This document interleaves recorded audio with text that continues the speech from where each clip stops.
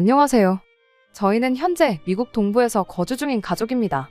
얼마 전에 한국에 남아있는 시댁 식구들과 완전하게 연을 끊었네요. 처음 저희가 미국으로 이민을 가기로 결정했을 때 고민이 많았습니다. 지금이야 한국도 잘 사는데 뭐하러 이민은 가느냐고들 하지만 저 때는 아니었거든요. 그때는 분명 인생 역전의 기회가 있었어요. 형편이 어렵긴 했지만 저희가 사실 이민까지 생각할 정도로 어려운 상황은 아니었어요. 하지만 아주버님의 무리한 사업 욕심 때문에 저희까지 희생해야 하는 상황이 오게 되었고 그때 겪었던 혹독한 시집살이에 질려서 이민을 결심하게 되었습니다. 원래 남편하고 처음 결혼했을 땐 작은 방 하나 구해서 신혼생활을 시작했었습니다. 남편이 둘째다 보니 사실상 시댁하고는 크게 엮일 일이 없었어요. 시부모님은 장남인 아주버님이 모시고 살고 있었거든요. 장남의 책무를 떠나서 아주버님이 사업한다고 시댁 전 재산을 끌어다 쓰고 있었던 상황이었다 보니 어떻게 보면 그게 당연한 거나 마찬가지였죠. 저희는 그런 아주버님네와 비교하면 시댁 지원은 일절 받지 않고 시작했기에 조금 없이 살았던 편이긴 했지만 그래도 저희 나름대로 행복하게 잘 지내고 있었습니다. 없으면 없는 대로 행복을 찾으며 살고 있었죠. 그런데 하루는 형님네가 저희 집까지 찾아와서 굶어 죽게 생겼다며 하소연을 하더라고요. 그럭저럭 잘 돌아가는 줄 알았던 아주버님 사업이 알고 보니 빚 좋은 개살구나 마찬가지였던 거예요. 일단 인건비라도 줄여보겠다고 직원들을 전부 해고시켰는데 막상 그렇게 하고 나니 일손이 딸려서 사업을 돌리기가 힘든 상황이었답니다. 그러면서 저희 남편 보고 사업 자리 잡을 때까지만 좀 도와달라고 찾아왔던 거예요. 그 덕에 남편이 멀쩡히 잘만 다니고 있던 직장을 그만두고 아주버님과 같이 일을 하게 되었죠. 문제는 아주버님 사업이 누구 월급 제대로 챙겨줄 만한 형편도 아니었다는 거였어요. 남편이 뭐 해결사도 아니고 전문 경영인도 아닌데 남편이 가서 도와준다고 해서 망해가는 사업이 갑자기 살아나거나 할 리가 없었습니다. 애초에 저희한테 도움을 요청했던 것도 당장 가족이면 인건비 조금 밀려도 될 것 같으니까 직원들 다 해고해버리고 그 자리에 임시방편으로 남편을 꽂아 넣어서 싸게 부려먹을 계획이었던 거였어요. 아주버님을 도와준 지 반년이 다 돼가는 시점에 저희는 월급 구경은커녕 그동안 얼마 모아놓았던 돈까지 까먹어가면서 살아가야 했어요. 살고 있던 집에 얼마 안 되는 대출이자 갚을 형편도 안 되게 돼버리니 숨이 콱콱 막히더라고요. 남편은 그래도 가족인데 언젠간 주겠지 하면서 기다려보자고 했지만 제 입장에서는 참을 이유가 하나도 없었죠. 결국 제가 시댁까지 찾아가서 아주버님한테 우리 월급은 언제 줄 거냐 직접 물어봤습니다. 못해도 생활비랑 대출 갚을 만큼은 줘야 하는 거 아니냐 따졌더니 대신 다른 걸 제안해 오더라고요. 이참에 시댁에 들어와서 당분간 같이 지내면 어떻겠냐고요. 저희가 시댁에 들어와 살면 쓸데없이 이자로 돈을 버릴 이유도 없지 않냐고, 그리고 생활비도 일절 받지 않겠다고 몸만 들어와서 살라는 식이었죠. 사업만 제대로 돌아가면 밀린 월급은 한 방에 주겠다. 그러니 목돈 마련하는 기분으로 잠깐만 기다려주면 안 되겠냐 하는데 남편 월급은 안 줘도 시댁의 생활비는 꼬박꼬박 주고 있었나 본데 뭐 사업자금이 전부 시부모님 재산 끌어다 쓰던 거니 어찌 보면 당연한 일이긴 하지만 솔직히 전혀 솔깃한 제안이 아니었어요. 그런데 옆에 있던 남편이 그거 좋은 생각이라며 당장 그렇게 하자고 대답을 해버린 겁니다. 집에 오는 길에 남편한테 그걸 나랑 상의도 없이 덜컥 결정해버리면 어떡하냐고 한마디 했죠. 남편 설명이 자기가 반년 정도 해봤으니 대충 자기도 보는 눈이 생겼다며 아무리 못해도 길어야 1년만 고생하면 확실히 돈이 벌릴 것 같다 하면서 그 정도는 할 수 있지 않냐고 저를 설득해오더라고요. 결국 그렇게 시댁에 들어가서 살게 되었는데 저를 기다리고 있던 건 혹독한 시어머니 시집살이였습니다. 이렇게 될 수도 있겠다는 건 어느 정도 예상은 하고 있었지만 시어머니는 제 예상보다 더 대단한 분이셨어요. 시어머니는 항상 제가 희생하길 바라셨습니다. 장남 사업만 잘 풀리면 하면서 늘 아주버님 편만 들었어요. 아주버님 사업이 잘 되기 위해선 남편이 무보수로 저렇게 개고생하는 건 물론이고 저 또한 시댁에서 시부모님 모시고 아주버님네 뒷바라지를 하면서 사는 게 당연하다고 생각하셨죠. 오히려 저를 생활비 한 푼도 안 내고 아주버님이 벌어오는 돈으로 밥만 축내는 사람 대접을 했습니다. 생활비를 안 내니까 너는 집에서 몸으로 때워야 한다며 저한테 온갖 집안일을 전부 시켰거든요. 심지어 시조카 2명을 돌보는 것도 제가 해야 할 일이었어요. 제가 들어오면서 형님도 아주버님 따라 사업을 도와주겠다고 같이 출근을 하기 시작했거든요. 형님이 시집살이 대신할 사람 생겼다고 저한테 떠넘기고 일터로 피신했다는 걸 알게 된 건 조금 나중의 이야기였어요. 저는 제 시간을 마음대로 쓰는 것조차 허락되지 않았습니다. 집 전화로 어디 전화라도 하고 있으면 시어머니가 무선 전화로 제 통화를 몰래 듣기까지 했었어요. 통화하는데 난데없이 재채기 소리가 들려서 시어머니가 제 전화를 듣는다는 걸 알게 되었죠. 왜 그러셨냐 물어보니 제가 누구랑 통화하는지 알아내려 그랬다고 뻔뻔하게 나왔습니다. 그런 말도 안 되는 감시까지 받아가며 시집살이 하는 게 정말이지 숨통이 콱 막히는 기분이었어요. 어디 가서 털어놓을 수도 없었죠. 제가 밖에 나갈 수 있는 건 남편하고 외출할 때 아니고선 시장에 장 보러 나갈 때밖에 없었거든요. 조금이라도 제가 늦는다 싶으면 대문 앞까지 나와서 저한테 어딜 쏘다니다가 이제 오냐며 윽박을 지르기까지 했고요. 저녁상에 고기 반찬이라도 있는 날에는 밥도 같이 못 먹게 했었어요. 며느리는 아들 자식들 먼저 밥 먹고 남은 거 먹으라고요. 그나마 그건 저 말고도 형님한테도 해당되는 상황이었기에 조금 덜 억울하기는 했었습니다. 형님은 자기는 벌써 이렇게 몇 년을 살아왔다며 저보고 익숙해지라고 말을 했었는데 누구 때문에 이렇게 된 건데 저딴 소리를 하는지 할 수만 있다면 빨래 집게 같은 걸로 형님 주둥이를 찝어놓고 싶은 심정이었어요. 하루하루 혹독한 시집살이에 지쳐가는 가운데 그 지옥 같은 10월들을 탈출할 수 있는 기회가 찾아왔습니다. 하지만 그게 좋은 소식은 아니었어요. 1년이면 가능성이 보이니 참고 기다려보자던 남편의 바람과는 다르게 날이 갈수록 아주버님 사업이 안 좋아져서 어떻게 손 쓸 방도가 없는 상황이 와버린 거죠. 애초에 인건비 아낀다고 될 사업이었으면 진작에 잘 되었을 거란 생각을 했는데 남편 포함한 식가족들 전부 아주버님의 어디 뭐를 보고 그렇게 희망적이었는지 싶었네요. 아무튼 아주버님이 이젠 그나마 시댁 생활비랍시고 벌어왔던 수입까지 사라져버리게 된 상황에 저는 이 위기를 기회로 활용해야겠다 생각했어요. 남편이 말했던 1년도 지났으니 이제 저희는 그만 발을 빼버릴 계획이었습니다. 하지만 이런 상황에서도 시댁 식구들이 가족이니까 라는 마법의 단어 한마디를 꺼내니 어떻게 할 방도가 없더라고요. 이렇게 어려운 상황에 가족들 내치고 니들끼리만 잘 살 생각이냐며 저보고 이기적이다 어쩐다 뭐라고 하더라고요. 이럴 때일수록 가족들끼리 똘똘 뭉쳐서 힘을 합쳐야 하는 거 아니겠냐는 말도 안 되는 궤변으로 제 남편을 구워 삼기 시작했죠.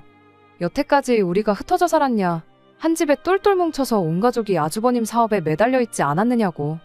그 덕에 이젠 온 식구가 굶어 죽게 생겼는데 뭘 더 어떻게 하자는 거냐고 한마디 받아쳐보긴 했지만 애석하게도 남편은 이미 가족이라는 말이 나온 순간 마음이 약해진 듯 보였습니다. 어차피 아주버님 사업으로 땡전 한 푼 못 벌어오는 거 아니냐고 무슨 뾰족한 수라도 있느냐고 대놓고 물어봤어요. 무슨 대답을 할지 궁금했는데 결론은 돈이었습니다. 일단 남편이 다른 직장을 구해서 돈을 벌어가지고 오라는 소리였습니다. 독립해서 나갈 생각하지 말고 남편 보고 나가서 돈 벌어오라고 그리고 시댁 생활비를 대라는 거였죠. 그동안 아주버님이 벌어온 돈으로 무임승차 해왔지 않느냐는 헛소리를 하는데도 남편이 그럼 내일부터라도 직장을 알아봐야겠다는 답답한 소리를 하더라고요. 그걸 보고 있자니 속이 뒤집어지는데 그래도 남편이라고 저러고 있는 걸 보니 가여워서 최대한 양보해주기로 했어요. 대신 저도 계속 당하고 살 수는 없었기에 시부모님하고 아주버님네한테 3가지 조건을 걸었습니다. 첫 번째는 남편뿐만 아니라 저도 같이 맞벌이를 하겠다는 거였어요. 남편 보고 직장을 구해 돈을 벌어오라는 소리는 결국 아주버님은 끝까지 자기 사업을 포기할 생각이 없다는 거나 마찬가지잖아요. 말인즉슨 한동안은 남편 혼자벌이로 시부모님과 저희들, 아주버님네에 딸린 시조카들까지 먹여 살려야 한다는 소리였는데 남편이 혼자 번다고 해봐야 얼마나 벌겠어요. 딱 생활비 내고 나면 땡전 한 푼 안 남아서 과자 한 봉지도 겨우 사 먹겠구나 싶었죠. 저는 그렇게는 못하겠다고 애초에 아주버님 사업만 아니었으면 우리끼리는 아무 문제 없이 살았던 거 아니었겠냐고. 그러니 저도 맞벌이를 하겠다고 했던 거죠. 그러면 남편이 벌어오는 돈으로 시댁 생활비를 대고 제가 번 건 제가 버는 대로 따로 저축을 하겠다는 뜻이었어요.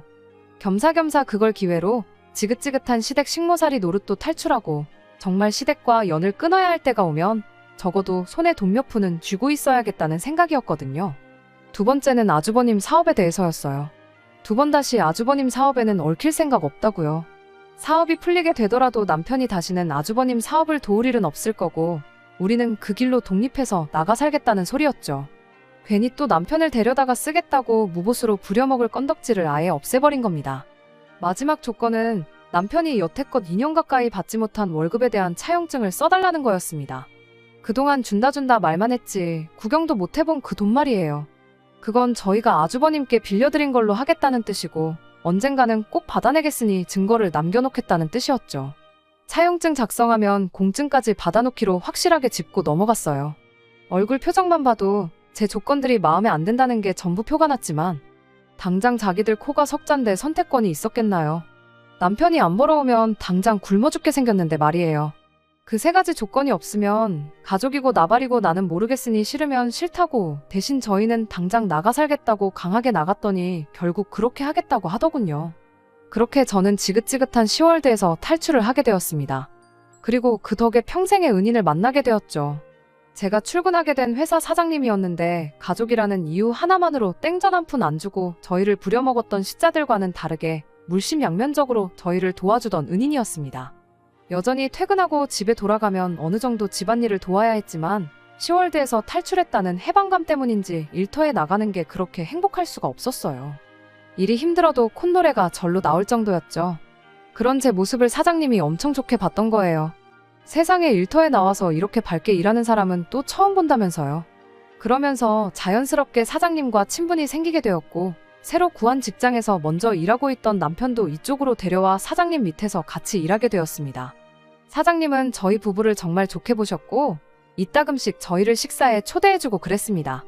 자연스럽게 사장님네 가족들과도 친해지면서 저희가 현재 처한 상황에 대해서도 살짝 이야기를 했던 적이 있었죠. 그랬더니 사장님이 그렇게 지낼 바에 그냥 나와 사는 게 더 낫지 않냐고 물어왔어요.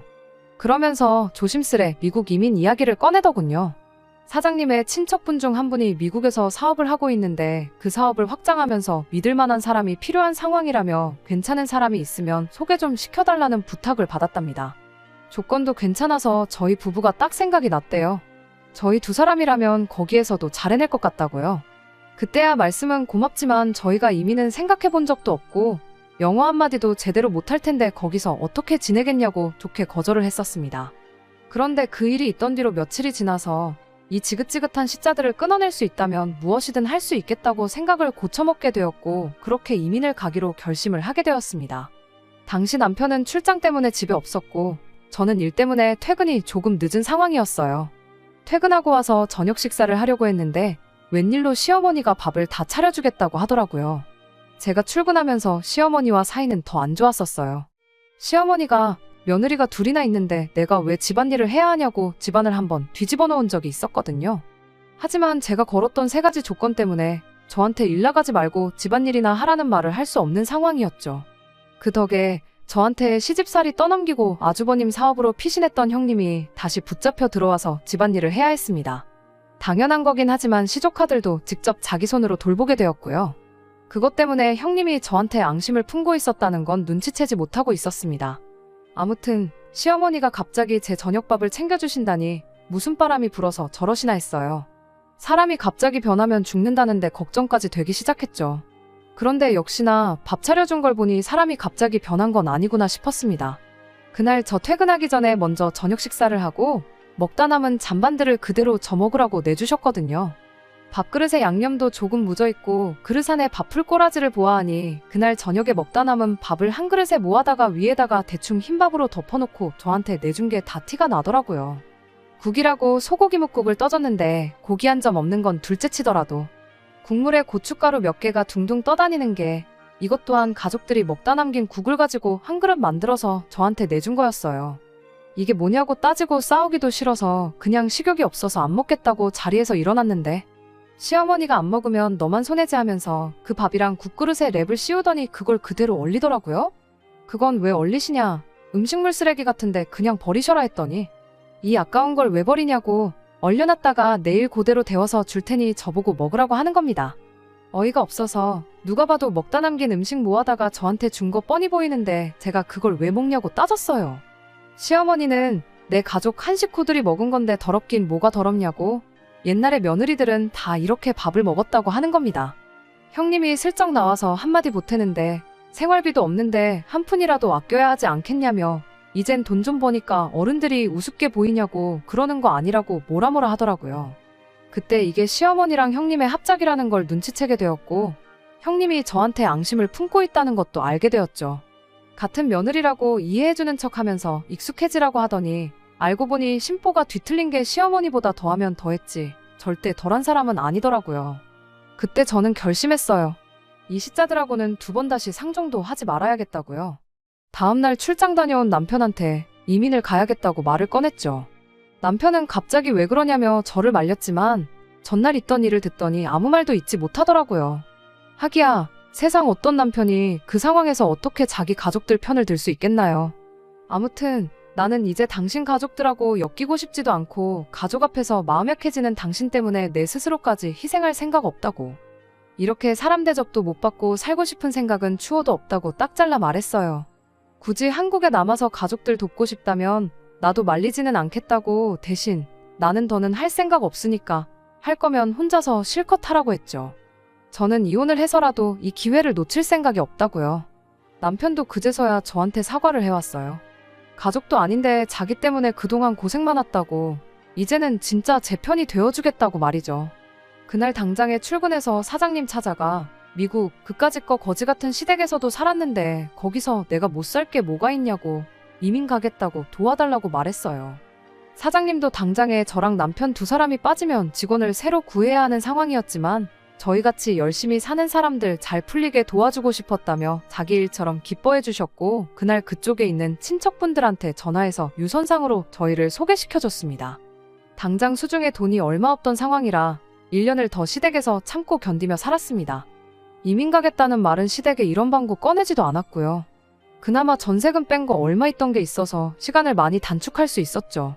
비행기 표 끊어놓고 출국하기 한 달 전에 시댁에 처음 통보를 했던 그날, 눈이 휘둥그레진 시어머니와 형님 얼굴을 잊을 수가 없네요.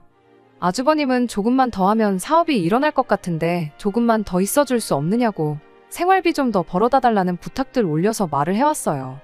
형님도 옆에서 이제 우리는 뭐 먹고 사냐는 식으로 나오길래 잔반 남으면 버리지 말고 얼려뒀다가 그거 드시면 되는 거 아니냐고 후련하게 한마디 해줬습니다. 아니나 다를까 시어머니 입에서 가족 이야기가 나오길래 거기에도 한마디 해줬죠. 가족 이야기는 가족 대접 해줬을 때나 꺼내시라고, 이만큼 해줬으면 충분히 가족에 도리한 거 아니겠냐고 한마디 해줬죠.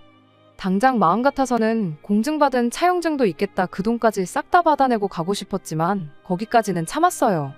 이미 시댁 식구들 두 눈이 휘둥그레져서 당황하는 꼴을 보니 어느 정도 마음도 풀렸고 이민에 대한 확신도 생겼거든요. 이민 떠나서 15년 동안 고생해서 자리 잡은 이야기는 짧게 정리할게요. 제가 나중에 자서전을 쓰더라도 너무 지루해서 할 이야기가 별로 없을 것 같아요. 대충 정리하자면 소개받은 친척분 밑에서 일을 시작했고 그쪽에서 영주권도 해결해줘서 자리를 잡을 수 있었습니다. 이민 첫 해에 아이까지 생겨서 더 열심히 일을 했고 일 배운 지 10년이 지나니 저희한테 가지고 있던 사업체 하나를 양도해 주셨어요. 지분관계가 있어서 수입의 일부는 나누기로 했지만 저와 남편 그리고 저희 아이까지 세 가족이 먹고 사는 데는 지장이 없을 정도로 넉넉한 수입이었습니다. 저희도 완전히 자리를 잡았다 보니 저희도 이제 저희들만의 사업을 구상하기 시작했어요. 미국에서 사업하면서 느낀 건 믿을 사람 구하는 게 참 쉬운 일이 아니라는 거였죠. 그러다 남편이 아주버님 이야기를 꺼내왔어요. 가족들만큼 믿을 만한 사람이 또 어디 있겠냐면서 말이죠.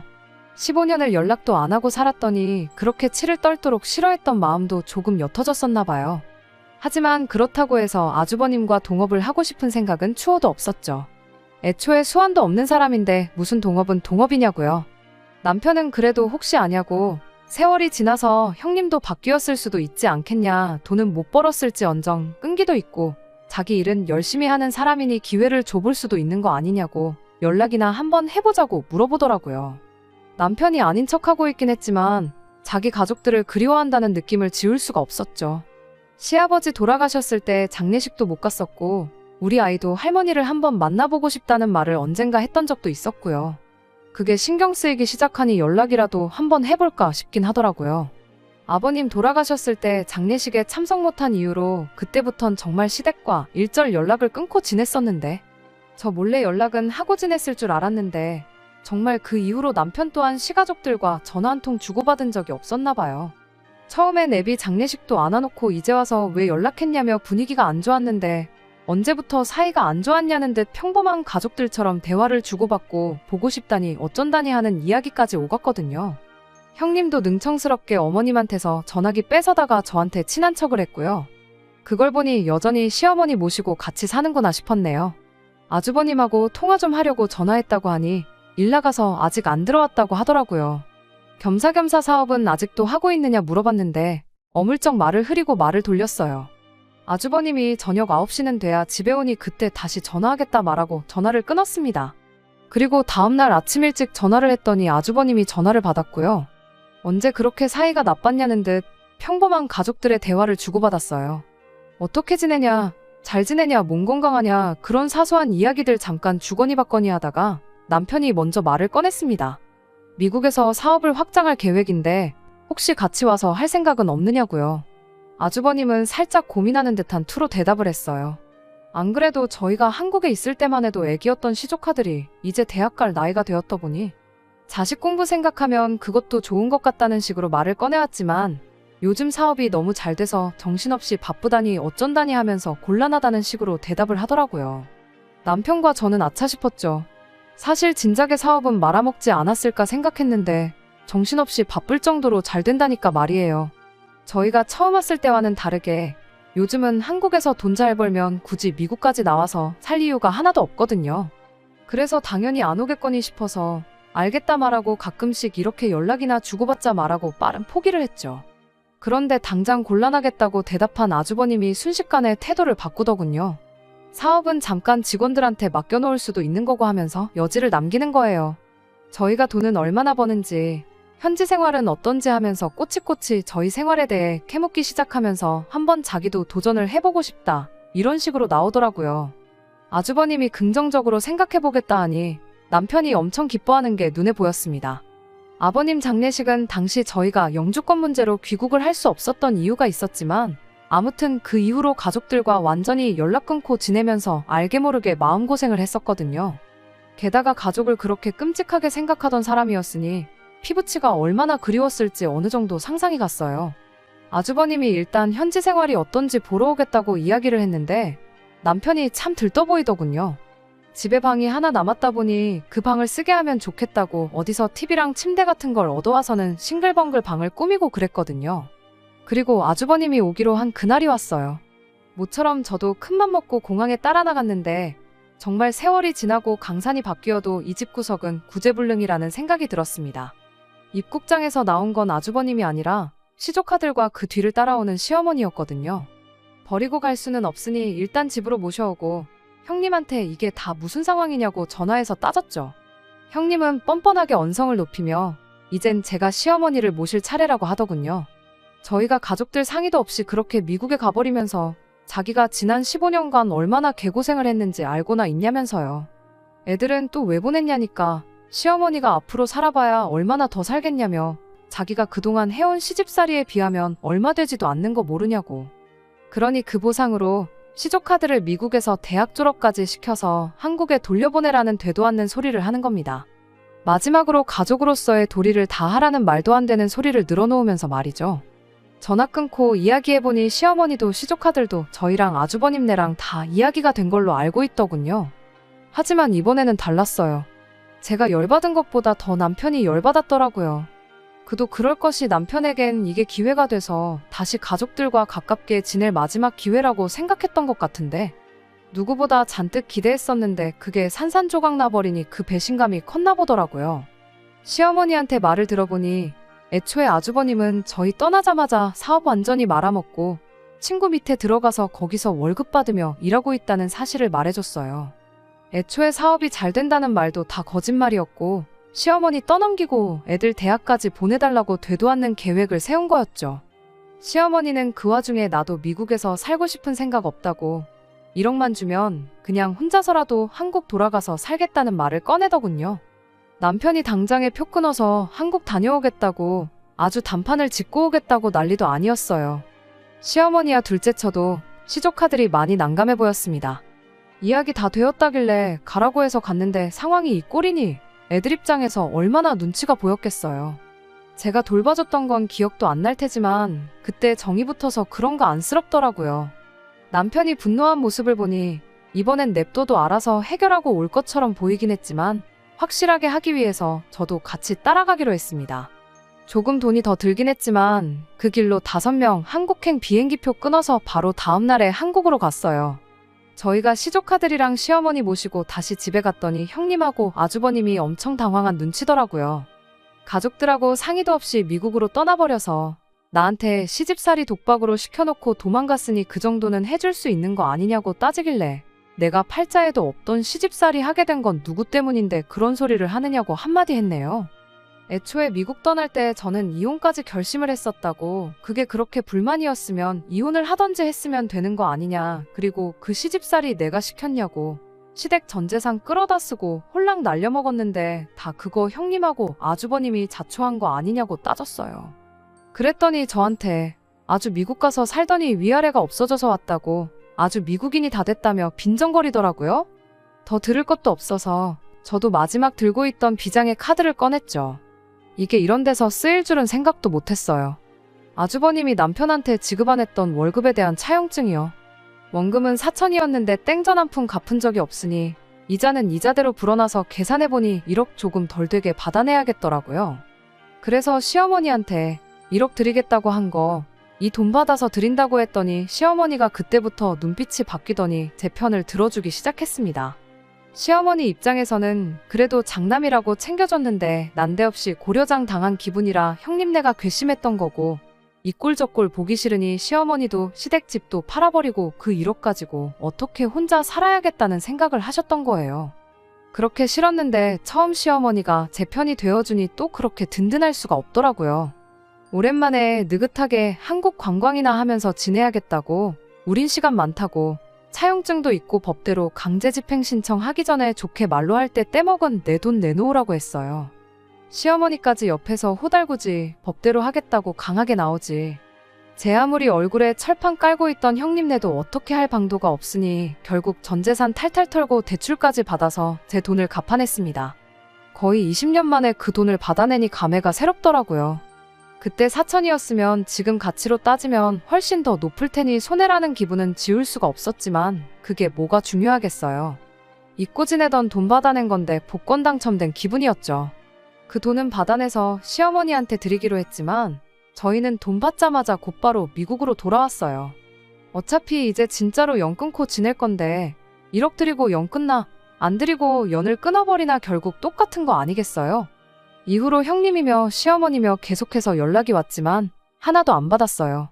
보나마나 내 돈 내놓으라는 이야기 꺼낼 게 뻔했으니까요. 그렇게 시댁이랑 완전히 연을 끊고 살게 되었습니다. 남편 기분이 걱정되긴 했는데 의외로 덤덤히 이 상황을 있는 그대로 받아들인 모습이더라고요. 그걸 보니 저도 한숨 놓이네요. 그간 알게 모르게 남편이 혹시나 속으로 나 때문에 가족들과 멀어지게 되었다고 생각하면 어쩌지 하는 고민을 갖고 있었는데 이걸로 확실히 저 때문이 아니란 것을 남편도 알았을 테니까요. 끝까지 들어주셔서 감사합니다. 오늘의 사연은 여기까지입니다. 구독과 좋아요, 알람 설정 부탁드리고 더 좋은 사연으로 다시 찾아뵙겠습니다. 감사합니다.